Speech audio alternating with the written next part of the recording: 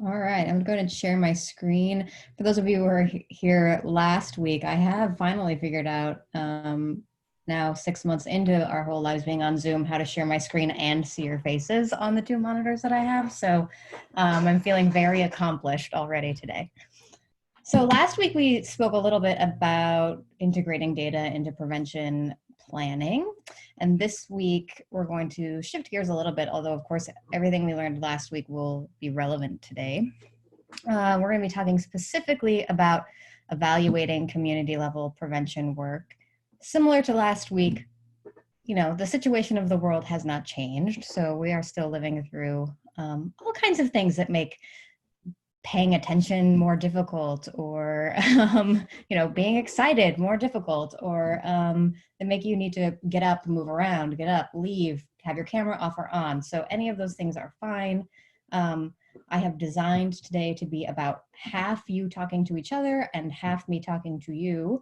We'll see if that timing ends up right. Last week we got a little cut short a little bit. But there, I can of course, you know, skip some of the breakout work if we need to near the end. Feel free to ask questions in the chat box. I'll have a few opportunities for you to participate that way. And again, participate to the level that feels right to you at this point in time.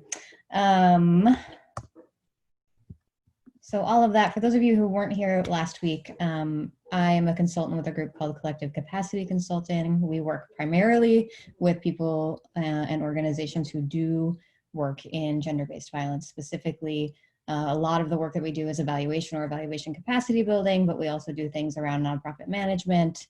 And I got my start in this work at the State Coalition in Texas, where I did RPE specific work for what feels like most of my life, about 10 years. And then left about 5 years ago to go back to school and also do consulting work.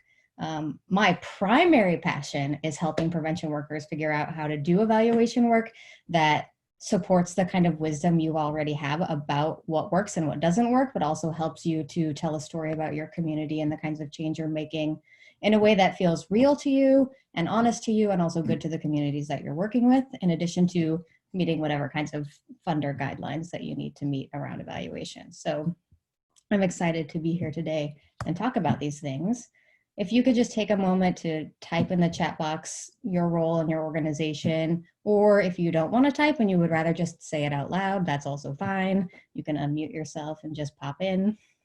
But give me a sense of who's here. I think it'll be some of the same people from last week, and I think a few new folks.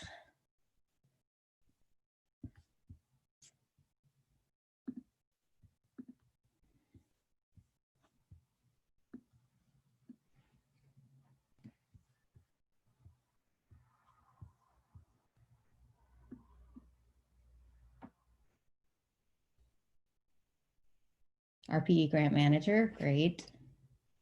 I have tons of experience with RPE since the beginning of RPE moving to a primary prevention approach. That was my first task, was to help Texas move to primary prevention. Lead prevention specialist at YWCA, community engagement, rural resources, great. Faculty at UWT, RPE evaluation consultant, great. All right, Titanium Coaching Private Company. Awesome, welcome everyone. I'm glad to have you all here.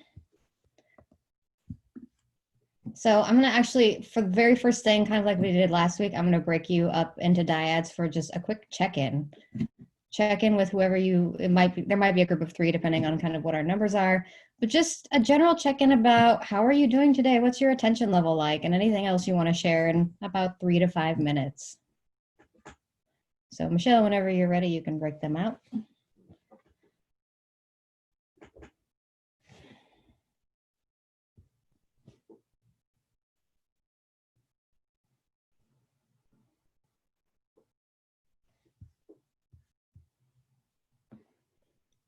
Set a timer.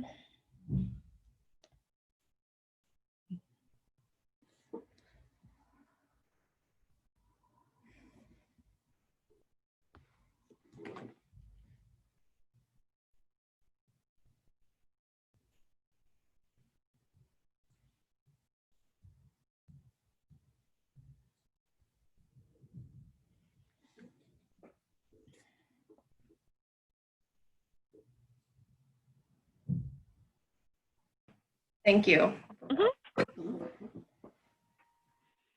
It's kind of like, it is the apocalypse, right? Yeah, it's still the apocalypse. Okay. Still the apocalypse. Yeah.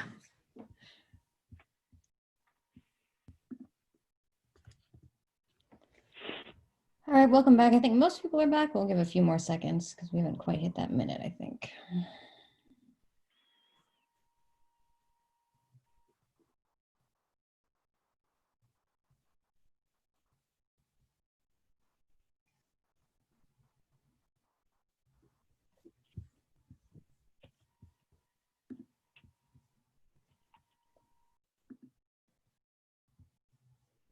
Everybody's back. All right, great. Welcome back. We don't need to check in about that as a large group. I just wanted you to have a chance to check in with each other and have a chance to acknowledge what your attention level's like so that you know. And so if it's not very good, you can be easy on yourself if you're having trouble paying attention. That's all fine. Everything is fine. We don't need to create new problems. So before we get started with the content, if you could just, like we did last week, type one word that comes to mind when you hear someone say evaluation. It can be an emotion, it can be a methodology. There's no right or wrong kind of realm here. Hard, paper, anxiety, analysis, surveys, ugh, stress, progress, measurement. All right, not all in the kind of negative level. Deep thought. Knowledge, yes. Impact, fun. I always like it when there's an evaluator on the call. It's like I placed them there to make sure that it doesn't all go on the negative end. Great. So all of these, judgment, accountability. Yes, these are all really good answers. They are all things I have thought or felt myself. I'm what you might call a reluctant evaluator. I have a background in social work, trained as a community social worker, knew how to do these things when I started working and never wanted to touch evaluation at all. But doing RPE work, the CDC asks you to do it. And I eventually got to a place where I was hearing so many people I was working with complain about having to do evaluations and feeling like evaluations weren't capturing the kinds of work that they knew they were doing and the kinds of change they knew they were making, that something had to give. I had to figure out how to help folks. And then I discovered that there was a whole way to think about evaluation that would feel more useful both for myself and for the people I worked with, and it became a real passion of mine. So I hope that I can share some of that with you. We have an hour and 15 minutes left. I'm not going to turn you into an evaluator, but I hope I can help you understand how, in some ways, you probably already are one, and help you to just kind of have a new mindset, a new eyes with which to look at evaluation. There are all kinds of other ways to build specific skills, and an hour and a half is not enough time to give you a new skill. But perhaps, like I said, a new way to think about it and some new ideas about where you might dig further to get some additional skills. So just a few minutes here to calibrate us. What are we talking about when we talk about evaluation? Anybody who's been through trainings with me before or who sat through last week, you know that I love these fresh spectrum evaluation cartoons because we got to make it light where we can. This one's not the funny ones, but there are some coming later, I think. So what is evaluation? Most people think about evaluation and they think, I need to show that I did what I said I was going to do and that I got the outcomes I said I was going to get. Are those part of the process? Absolutely.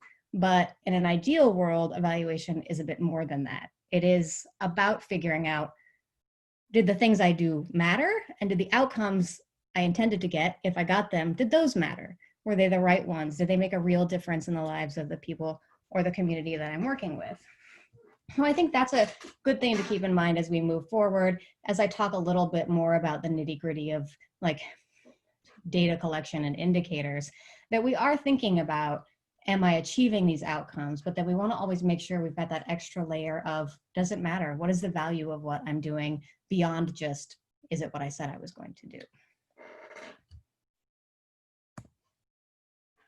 Another useful distinction, what is the difference between research and evaluation? Now, there are lots of technical answers to this, but at the base level, an evaluator is trying to tell you like I just said, if your program is valuable. A researcher is trying to figure out if particular things work in a way that they can be generalized to a larger population. Again, I'm going to be boiling a lot of things down to their like simplest nuggets today that are, you know, things we could teach an entire semester course on. But this is something that people struggle with. Oftentimes people think that they need to approach evaluation as though they're trying to prove some broader point about their work, or trying to prove a level of impact that most kinds of evaluation aren't really trying to do. Of course, there are types of evaluation where we're trying to prove broad impact, but most of the kinds of evaluation you'll be doing in a nonprofit, especially if you're doing it yourself without outside help, will be about trying to figure out if what you're doing is good, and if you should be doing it differently, and if so, how. So we're really thinking about kind of that level of work today. So again, thinking about just trying to break this down to its kind of most basic components. One of my colleagues and I, we do some training together, and the questions that we like to lay out for people when you're thinking about what does an evaluation need to look like for my work is you need two basic questions to be answered. The first thing is, what do you hope to change? Now, if we want to put this into jargon, we're talking about outcomes here, but that language gets confusing for people, and often people end up developing things that are not outcomes. But what do you want to change? What do you want to look differently in your community because of the work that you're doing? And then how will you know it's changed? Those are the two most basic questions that you need to be able to answer. And those are true no matter what level of work you're evaluating. So we're going to be talking about some examples today that are specific to community level prevention, but the nuts and bolts of evaluation are the same across all of those levels. There are just some specifics that might look different, or some considerations you want to hold for thinking at that kind of larger scale than at the individual or the relationship level.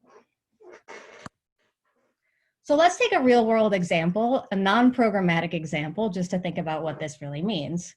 So here's a real world example from my life. I'm a new step parent. So like what's really on my mind is often these kind of parenting things. So here's a real world example of something that I would like to change. I would like my child to take more responsibility for their actions. Okay, that's very clear. There's a directionality here, right? That's an increase. That's the level we're going for. I want more responsibility.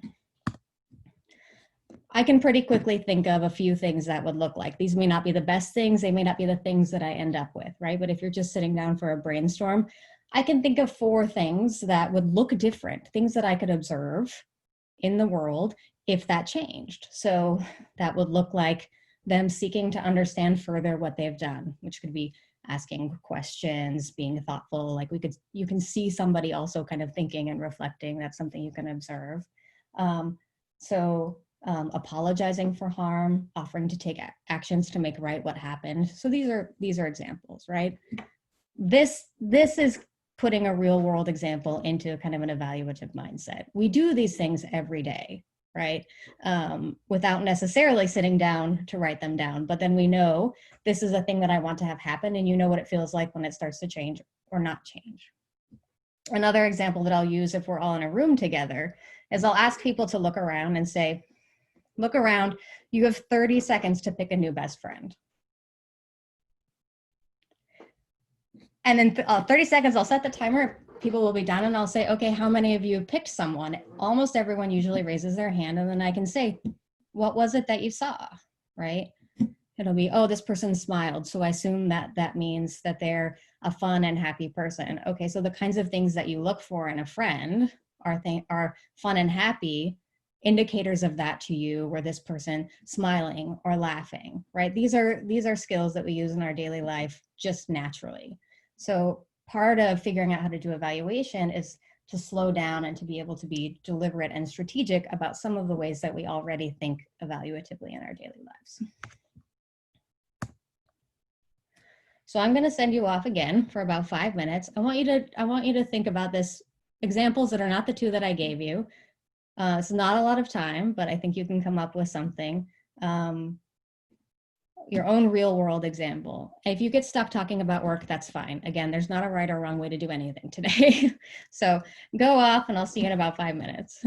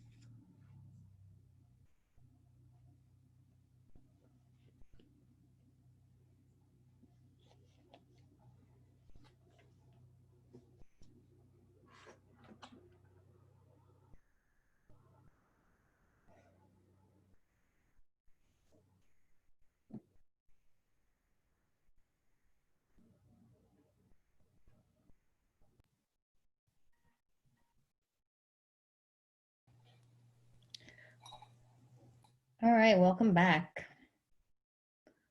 Kind of like last time, I don't need to know all of the specifics, although we will be building on kind of what you did here. But I would be curious for just a first level reflection before we ask for an example or two of if coming up with specific community level changes you want to make felt fairly easy, felt fairly difficult, if you were kind of not sure if you were in the right sphere. My Alexa's behind me talking to me for some reason. Sorry, I don't know if that came through. Always wants in on the fun. Any just general, again, kind of reflections on the process, on the act of trying to think about specific community level changes?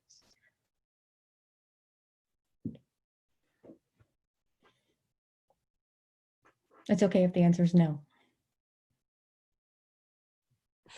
Well, I can talk again because I always talk. Okay. Well, in our group, it was hard for us to think about it a little bit more as community level. So we were thinking about what our struggles were because we're part of the community and we're working with the Sure. community. So we're like, okay, so what are our struggles in our own programs? So then it was easier to think of what we were going through and what would make our jobs easier. Okay. So that's a good way to start, is to remember that you are part of the community. What are the dynamics in a community that are not, you can't boil down to the, actions of a given individual or the dynamics of a particular relationship, but that are more about the collective than about the individual pieces. You can think about that, in where you live. We're going to look at an example in a little while from this group called the Gale Institute that's about thinking about public life, which broadly considers the way people engage in public spaces with the space and with each other, which I think is another good way to think about that. It's not necessarily about one individual, but it's about the kind of space that we share, what those spaces are like, the built environment, as they call it. Are they conducive to us feeling connected to each other in those spaces? These are all things that we are also experiencing in our daily lives, in addition to thinking about them from a work angle. So I think that was a good way to take it. Anyone else want to kind of reflect on the process? On, was it easy or difficult, or did you have another trick where I was like, oh, it's difficult to think at the community level abstractly, but I can think specifically in this way?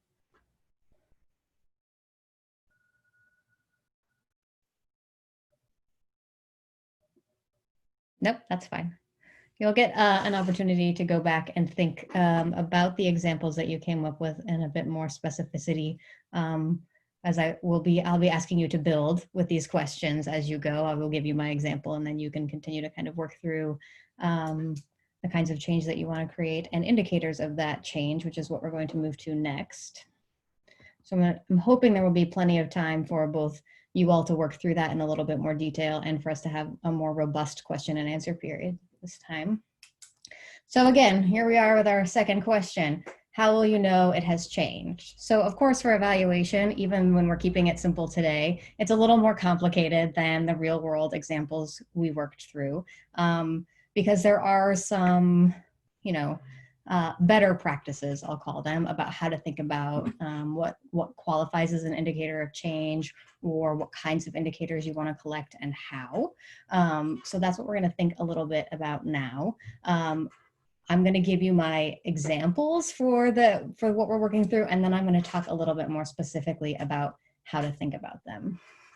So this is brainstorming time. So off the top of my head, as I was building this, as I was thinking, is this is one good way to start, is you want to start just by thinking of all the things, right? What are all the things that might indicate this? This is 3 of the things that I would come up with in a brainstorm before you want to think about culling them to the ones you're going to focus on. So if I think about, I want to establish healthy pro-social norms about bystander behavior.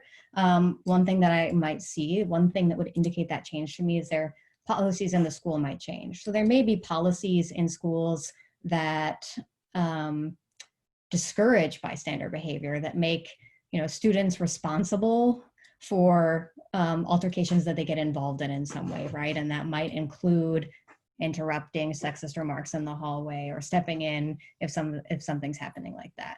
I have seen schools that are like this. So if that kind of policy exists, that policy going away or a policy being implemented that is supportive of bystander behaviors in some way, that might be an example that we've got some sort of norm shift happening. Students reporting changes in perceived norms. And this is tricky, again, from a kind of data standpoint of how much we can, how much we can claim about student perceptions. But because norms are in part about what we think everybody else thinks or what we think is the right thing to do, there is some validity in checking, like, what do students think is normative? What do students think their peers would do? In addition to what students imagine they themselves would do. And then one kind of practical observable example of an indicator would be if one student intervenes in a situation, which is the kind of individual behavior level, that you might see other students show support for that student or other students follow that student, so that you can see that there's a more generalized sense of something needing to be intervened in, and there's a support for bystander behavior.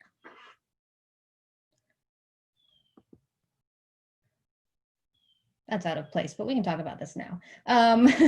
So we talked last week about data and dividing data into thinking about data that already exists and then data that you want to think about collecting yourself. So once you've identified what are the kinds of indicators that you want to collect to gauge whether or not you're making this kind of change and whether or not this change really matters, you then have to think about how exactly are you going to collect data about the indicators specifically.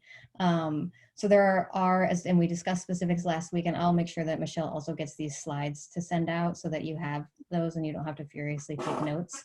The CDC is really big right now on existing indicators, especially for community and societal level factors. And so they have a great website, which I'll also include, to think about existing data as indicators for the kinds of change that we're thinking about making on the community and societal level. There really are just a lot of examples of existing data, either that the federal government is collecting that can be looked at a community level, or that your community partners might be collecting, or that municipal agencies might be collecting, that you could look at that might speak to some of these indicators. And then you can also think about how you want to collect data yourself to kind of round out a full picture of the change that you're hoping to make. So last week we didn't really talk about this with data, and I wanted to return to a question that we got to think about this. I gave an ethical answer to a question, and now I want to give a methodological answer to the same question. Last week my focus was really thinking about the um, about the ethics and kind of philosophy of data use in your prevention planning, and thinking about the ways that data are often collected from communities and used against those communities, or used not even necessarily against so much as just at those communities or for those communities, used to take more decision-making power out of the hands of communities. And that we don't want to perpetuate that in our prevention work. First of all, because it's just bad. And second of all, because it reinforces a bunch of things that we know contribute to the kind of environment where sexual violence occurs. If we're continuing to engage in inequitable practices and making decisions for people and not involving the community, then we're not doing anything to create safer, healthier environments. That's just reality. So the question that was asked was, I had made a comment about sometimes you're going to run data by a community. Somebody is going to have collected data from them, and that's going to be your existing data source. And you should check that with the community itself. Like, what meaning do you make of this? And sometimes they might say, that's just not true, right? These data don't represent us. They don't represent the reality of our lives. And the ethical question I gave was, do you follow the lead of the community, especially if it's a marginalized or a minoritized community? You're not just like, so what, this is the data I have, I'm going to go with it. So that I stand by. And I want to talk also about methodologically how to think about this as well. And that's the issue of triangulation, which relates to how we're working with and thinking about data. So the basic idea of triangulation is that you want to have multiple ways to look at something. And I'm going to get closer to the specifics of that example as we move through this. So rather than just one point of view, right? We want multiple points of view to help us to get the best idea of what's happening, to help us make sense of our indicators. So actually, before I go into the specifics, I'm going to give an example, a real world example. So my spouse is also my business partner, and we do trainings like this sometimes together. And one time we were driving to a conference, talking through a training, and I had this inspiration. I had a whole new idea for this section that we've been struggling with, and I was really excited. And I'm giving my ideas, and my partner is in the driver's seat, nodding, smiling, mm-hmm-ing, right? Like matching my energy, seems really engaged. All of my indicators of engagement are there. Nodding, smiling, mm-hmm, yes. Like there's some sort of verbal feedback. And so I'm thinking this is all set. And we arrive at the location, and I'm like, so I should make those changes in the PowerPoint slide? And she was like, I have no idea what you're talking about. And I was like, okay, but you nodded and smiled. You gave me all of the indicators that you were listening, but also in agreement with me. And she was like, no, I don't know why I was doing that, but I wasn't listening to you at all. Right? And so it's like, okay, I had indicators probably that would get general agreement if we all sat down to say, how do you know somebody's listening to you? And how do you know they're kind of enthusiastic about what you're sharing? We would probably come up with a fairly similar list. But in that case, it was just wrong. It didn't match at all reality. It didn't match at all what I thought it meant. And this will be the case with your evaluation work as well. You can come up with one good indicator, right? Or in my case, a handful of indicators that all seem to be pointing in one direction.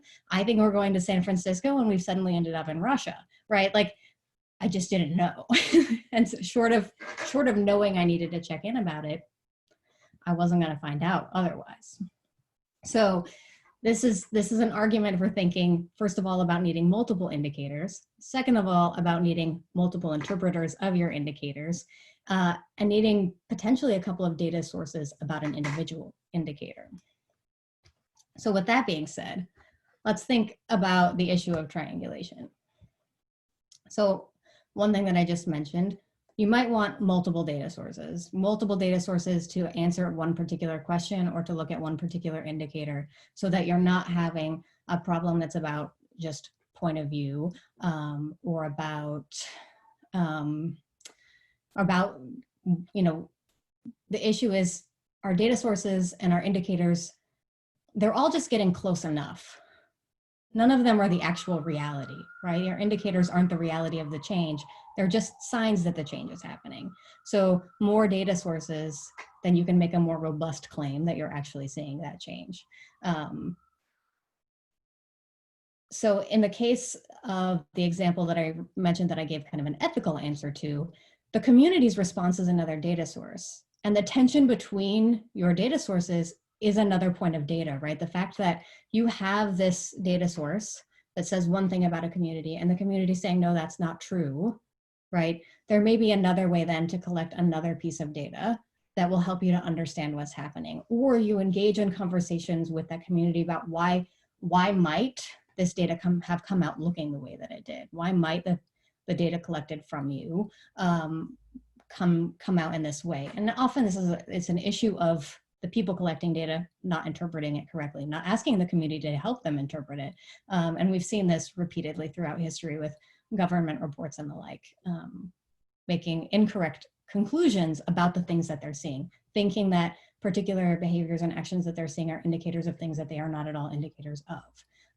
And so checking in with the community is both a reality check about the data, but an opportunity to figure out what other kinds of data you might need to collect to get a fuller picture of what's really happening.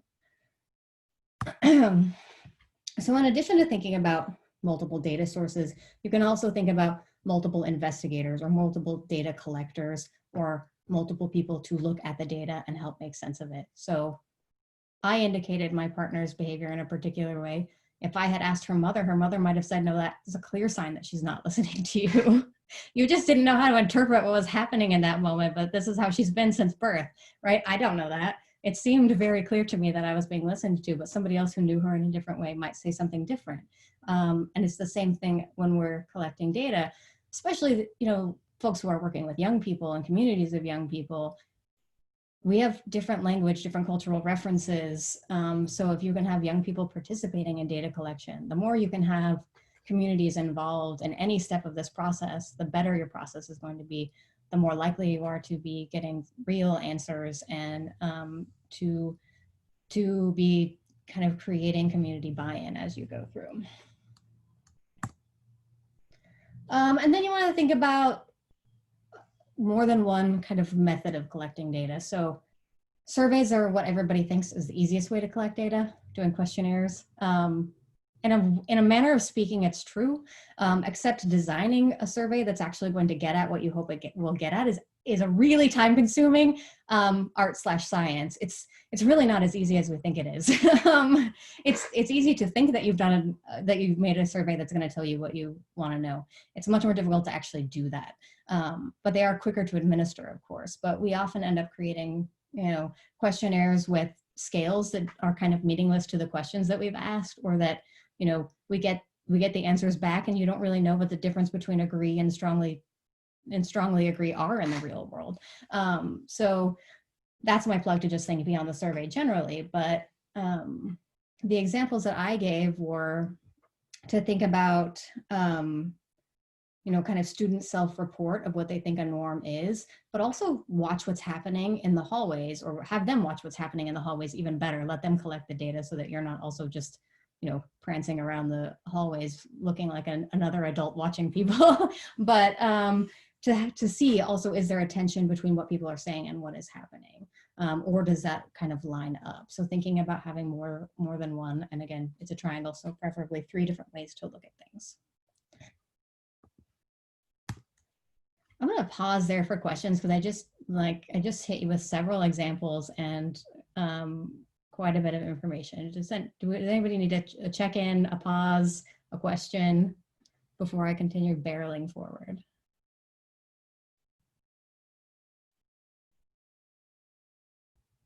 Okay. I'm from New Mexico, but people always think I'm from New York because I speak so quickly sometimes. So if that's happening, you can always raise your hand and ask me to slow down. I checked in with Michelle once because I don't ever know when I'm doing it. So we'll go back to the examples of the proposed potential indicators. Again, I'm not making an argument. These are good indicators, just that they're possible indicators. And different ways that those indicators could be looked at. So policies in the schools are changed. You might do a document review. I mean, if you have access to the school policies, check them at the beginning of the year, check them at the end of the year, or check them every other year, depending on kind of what your timeline is for your evaluation. You could also then interview teachers, interview the administration about how these policies are being put into practice so that you have, again, information about both policy and practice there. Students report a change in perceived norms, you could definitely do a survey, you could do a focus group. There are also kind of more interesting ways to get people together to think about these kinds of things. There are ways to integrate these methods also into the kind of programming that you're doing so that you can have observations in real time. We're not going to go into any detail, but I'll include some links to think about that in the materials that I send. And then the final one, if one student intervenes in a situation, other students show support for them. This is a thing that you could develop a tool, an observational tool, determine what exactly that looks like, what exactly would qualify, and then have people make check marks every time they see it happen. And again, this would be a great opportunity if you're working with young people to train the young people to do that. And they just have like data collection hours or every time during, hallway passing periods or in parts of the school where they see things happen. This is a really great way to do some also participatory data collection. You also the school might collect data on these types of things. Again, different schools collect different types of data. So considering what kinds of data the school already has that you could use to help kind of point in the direction of some of these things.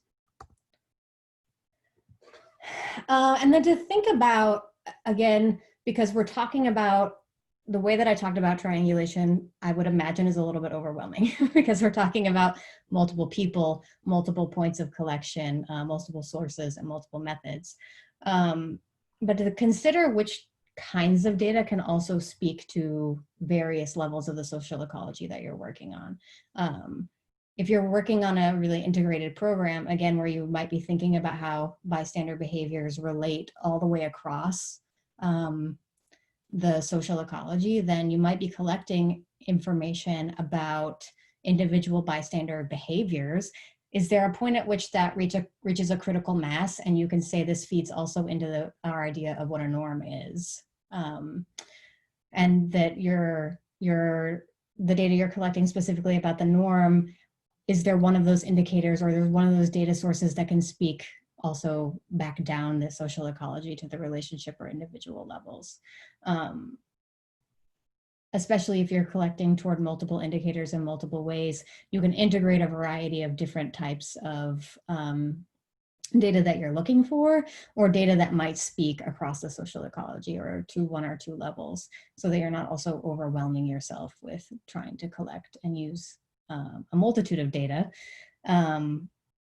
because we want to be realistic about what we can what we can do, what we can collect and use, and to also remember that we're collecting these data from real human people. So the less we can ask of people, also kind of the better.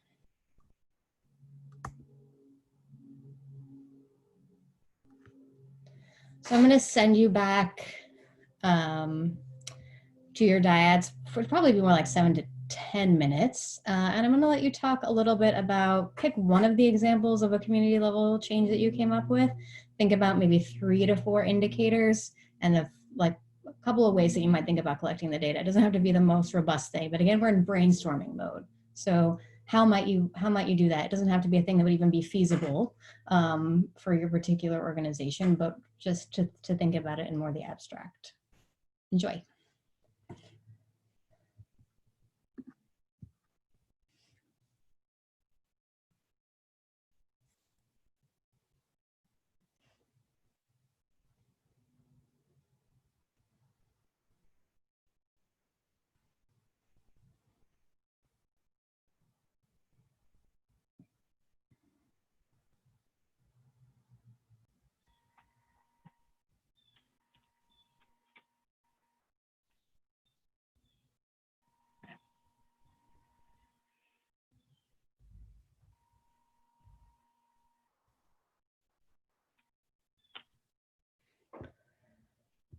Mm-hmm.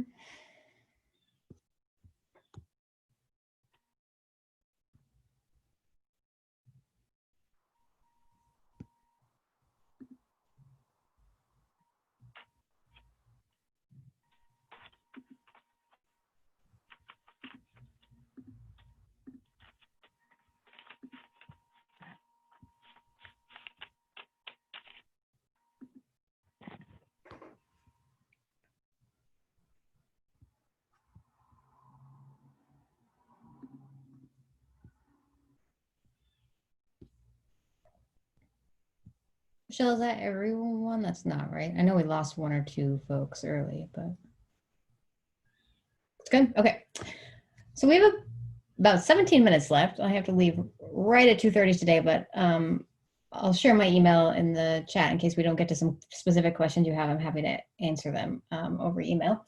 I'm going to share 2 videos and then make a closing point, and then we should have time for Q&A, or if you want to share out some of the things from your groups, that'd be fine. I just wanted to share these 2 videos because I think this is kind of an interesting way to think about what other sectors can offer to our thinking about community level change. This is the public life stuff I mentioned to you. So the first video is going to be just the Gale Institute, which is actually now defunct and only is a website to use to go to get the tools that they use to assess public life. So it's still really useful. But the first video is kind of like, what do they see as what is public life? And the second video is how do they measure what public life is? Just again, as kind of like to think about things that I think are interesting that relate to evaluating community level things. They're about 1 minute and 40 seconds each. So I'm gonna play, I think I have it set up so the audio will work and everything. Please let me know if that does not end up bearing out.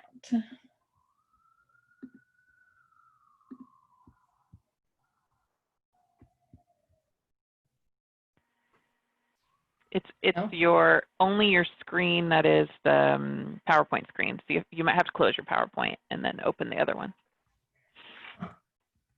So you can't see the video playing in the PowerPoint? No. Well, it worked earlier today. How bizarre. Okay, that's fine. Let me just get the link. Screen share is off now, right? Yes.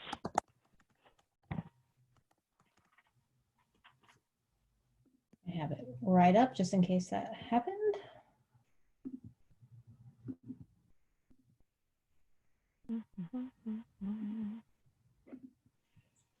One of the things that I was sharing with Morgan while you all were in breakout rooms was when I was doing a lot of work in South Dakota with the coalition there and working with a lot of Native American women who, one of the women who was the executive director was talking to me about how, you know, there's this national data that the majority of Native American women are raped or assaulted by non-Native men, right? That's a national statistic. She's like, but that's not true.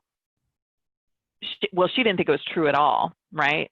And what we kind of discovered is that it's just not true there in the particular reservation she was living, so isolated in the Black Hills of South Dakota that there's just not as much interaction with folks who are not Native. And so it wasn't true for them, but she was just saying it's just not true at all.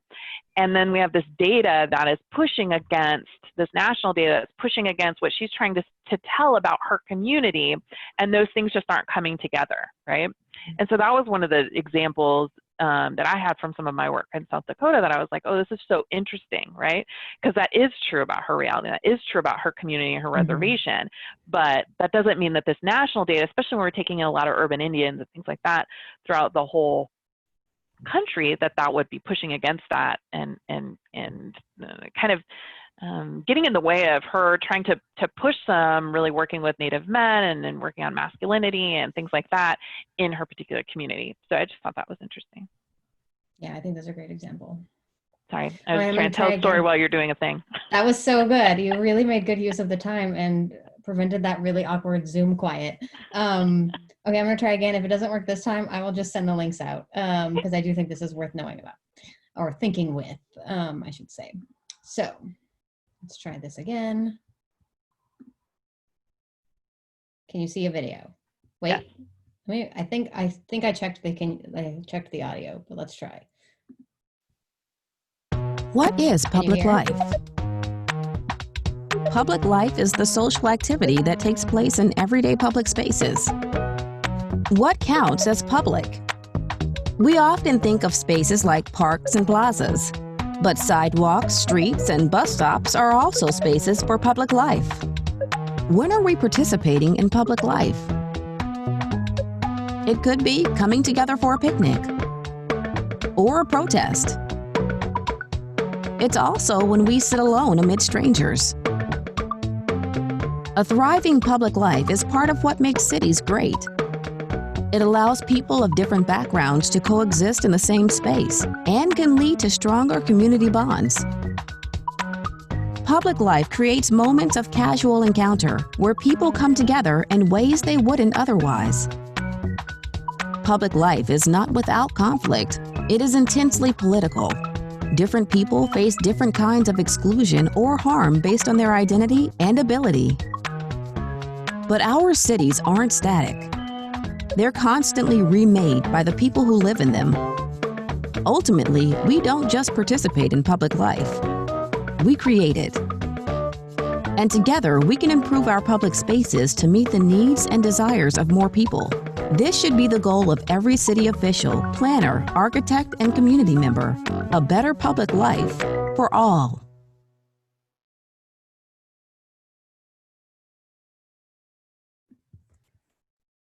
All right, that's the first one. And then the second one, cue behind it.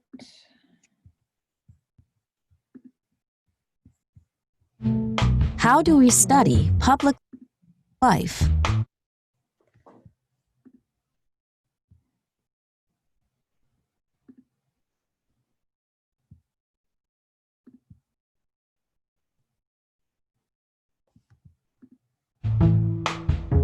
Gale Institute's work is inspired by the research of Jan Gale, a Danish urbanist. In the 60s, Jan saw that his native Copenhagen was prioritizing cars over the needs of pedestrians. But his research showed that a walkable human scale is part of what makes cities successful. Over the years, Jan developed techniques for measuring how people use public spaces, with Copenhagen as his main laboratory. At Gale Institute, we offer tools that draw on these decades of research.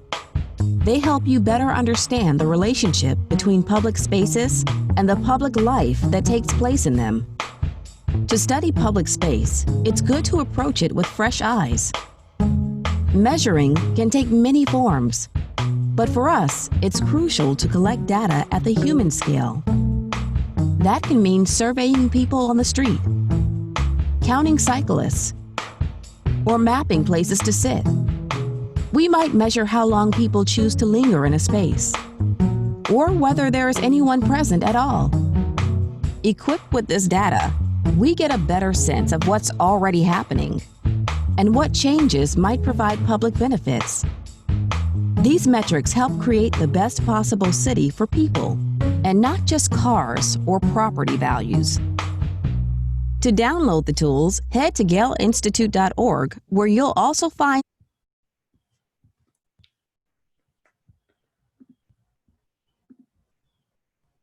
So that was just a quick overview of one thing that is happening in the world, and not just with the Gale Institute, but I know there are some organizations and movements in some cities in the US to think about how to use this mindset to increase connection among people who are already living nearby particular kinds of public spaces. And I don't know, I find them kind of interesting and to think about how they're collecting data. I recommend going and just looking at the kinds of tools and the kinds of methods they're using to think about what does community connection look like, for example. If we think about connection being a protective factor against violence, then there's I think some utility to thinking with the tools and the methodologies that they're thinking with. So that being said, I think I have one more slide and then we can take some questions. Let me change the share.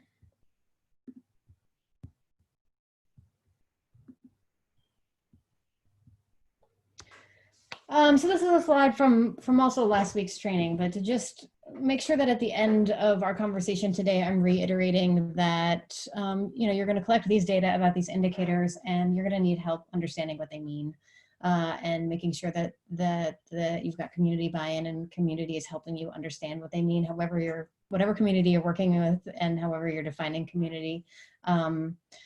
Again, ideal that you have community involved in every step of this process. I think a more participatory evaluation approach is always better. But we are collecting data and using them to make decisions. And so the people who are going to be impacted by those decisions ought to be at the table to help us figure out how to do that in the right way. And nope, let's go ahead. We've only got 7 minutes left. We'll take questions, comments. This is my friend Data from Star Trek. I see some nods. There's a whole other training where I spend a lot more time talking about Data and why, the more poetic reasons why I think it's important that his name is Data, because he's always trying to find what makes him human, or like a get to being human. And I feel like when we're dealing with data, we often forget the very human consequences and the very human aspects of them. Michelle's story is a really great example of that, but it's really easy to start looking at these numbers or to think about needing to collect data without remembering that we can't do that without real human consequence or without real human participation. And so we need to be thinking about collecting data that we will use and that we know we will use ethically and in an informed way. So now we have 6 minutes. If you have questions, if you want to share something out, if you want to push back on something, if you want to show me an animal that lives in your house that's really cute, or any of that, I'm going to put my email in the chat, as I said, in case there's something we don't get to or something that you want to ask in another way. I can't find the hand raising icon, so I'm just doing it in real life. Please, that's fine. This is my question that I'll try to be concise about. Okay.